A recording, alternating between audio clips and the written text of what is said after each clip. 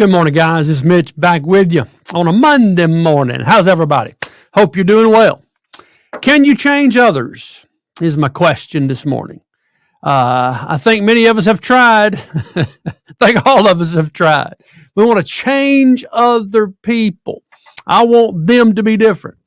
When I first got married, I say this jokingly, if for those who've been around me, you've heard this. When I first got married, I told my wife, if you listen to me, I'll make you perfect. She didn't. I had to do some changing. But the reality is, I think for all of us, man, we look at others and we think they're the issue. If they would just change, if they'd stop doing these things that cause us so much trouble, then our life would be better. But can you make others change? Can you change others? No, you cannot. And the reality is we have a hard enough time changing ourselves. So I love our quote this morning by Thomas à Kempis. He shares some insight that I think is important for us to consider this morning. So let's look at our quote.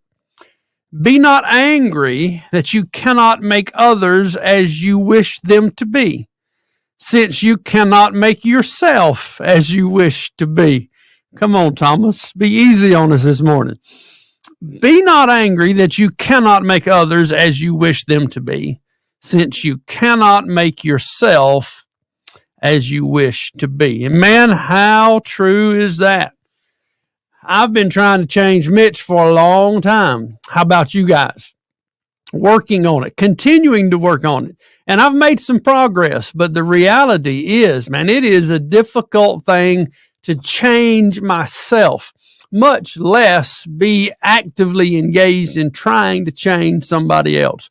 You know, I use a tagline here at Restored. I teach those who want to change how to change, because you've got to want to. If there's going to be any kind of change and any kind of transformation, you better want to, because it's going to be a journey and it's going to be somewhat difficult. Any and all change is difficult. So the reality is, trying to change others is really me just deferring my issues on someone else. And you know, if you just change, well, let's flip that around, man. Let's focus on making the changes within ourselves. So I kind of jokingly referred to my wife at the beginning here, but what God began to reveal to me, I didn't like it, but he began to reveal to me, it wasn't my wife that needed to change. It was me that needed to change. Now, granted, she had some things she needed to change too, but it wasn't for me to focus on my wife. It was for me to focus on me. And as I began to make changes, amazing things started to happen. Some of that stuff that was causing me trouble with my wife started to change. So maybe for selfish reasons, if we can focus on ourselves, a lot of times these issues begin to fall away. So I love the quote this morning. Just a few scriptures. Obviously, right off the bat, Romans 3:23 tells us, for all have sinned and come short of the glory of God. So we've got to understand this. We're all sinners. That's me and you and everybody you're in relationship with. We've all sinned and fallen short of the glory of God. So we're all in this boat of needing to change. We've got issues. We've got faults and we've got failures. Proverbs 16:9 says, a man's heart deviseth his way, but the Lord directs his paths. Now, I'm using this scripture this morning because when I'm trying to change somebody else, I got a plan of what needs to happen, but that's not up to me, man. God's the one who is at work making things happen. So we've got to let God be God and just learn to love people where they are. So next scripture, Ephesians 4. We're going to slow down on this one a little bit. With all lowliness and meekness, with long suffering, forbearing one another in love. Now, there's more scripture here we could read, but I just want to focus on verse 2. With all lowliness and meekness, with long suffering, forbearing one another in love. This really needs to be the attitude of my heart with those people in my life that I want to change. With all lowliness and meekness. Let's just be honest. How many times as I'm trying to tell somebody to change, am I coming in a low, humble, and meek manner, addressing whatever the issue is that is causing me problems? Probably not very often. It wasn't the case for me, and I don't think it's the case for many of us. We come in pride. We come in arrogance. We come in, I'm telling you what to do. If you just do what I told you to do, things would be better. But here it tells us to come with a humble attitude in meekness with what? With long suffering. Long suffering, King James word, but basically that's patience. It is a patient enduring of the situation, realizing that all have sinned. That's me too. So as much trouble as you're causing me, the reality is I'm causing you trouble too. And haven't you noticed that when we get into these conversations and I start saying, man, you need to change this. Well, me, what about you? You do this, you do the other. And really, we're just playing into the enemy's hand because we are starting then to make each other the enemy, and he's the true enemy. So if we can come in a humble, meek spirit and be patient with one another, and then it says forbearing one another in love. Forbearing, putting up with is my paraphrase. Putting up with one another. I mean, I've been married 26 years to my wife, and we have put up with one another for 26 years. There's things in my life she wants to change that have not yet. There's things in her life that I want to change that have not yet. But we've got to learn to put up with one another, loving one another in the process, and be patient. Philippians 1 tells us this, being confident of this very thing, that he which hath begun a good work in you will perform it until the day of Jesus Christ. So if he started a good work in who? In them or in me? In me. So I need to be the one to focus on changing, but I can also use this scripture to be confident that God is working in them as well. But my focus needs to be on me. I need to be the best husband I can be to my wife. I need to be the best father that I can be to my children, so on and so forth. If I will become all that I can become, then that frees them. It opens up an environment for them to begin to change as well. So I have this confidence, according to Paul. We can be confident that God has begun a good work in you. He's going to complete that work. He's going to bring it to fruition. So that's encouraging to me to know that although I'm not where I want to be yet, God is still at work.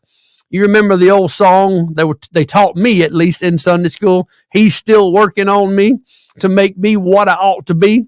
Took him just a week to make the sun and the stars, Jupiter and Mars. How loving and patient he must be because he's still working on me. Simple little children's song, but so much truth in this. Not only for how God sees us, how we need to see ourselves as we're pursuing change, but as we need to approach and deal with others as they're in the process of changing. He's still working on me. He's still working on you. And that, earlier scripture in Ephesians told us to forbear one another with love. So it's worth reminding what love is. Charity, love, suffereth long, is kind. Charity envieth not. Charity vaunteth not itself, is not puffed up. Next verse. And I didn't show you the scripture. I'm sorry. So let's read it again. Charity suffereth long and is kind. Charity envieth not. Charity vaunteth not itself, is not puffed up, doth not behave itself unseemly, seeketh not her own, is not easily provoked, thinketh no evil, rejoiceth not in iniquity, but rejoiceth in truth. Beareth all things, believeth all things, hopeth all things, endureth all things. Charity never fails. But whether there be prophecies, they shall fail. Whether there be tongues, they shall cease. Whether there be knowledge, it shall vanish away. So charity, love never fails. And this is the attitude that we need to have as we lovingly put up with one another in this journey. So for those of you out there like myself, who have attempted to change others. Quit it. Stop. You can't change other people. They got to want it, and they got to put in the work for themselves. The only person I can change is me, and that's hard enough.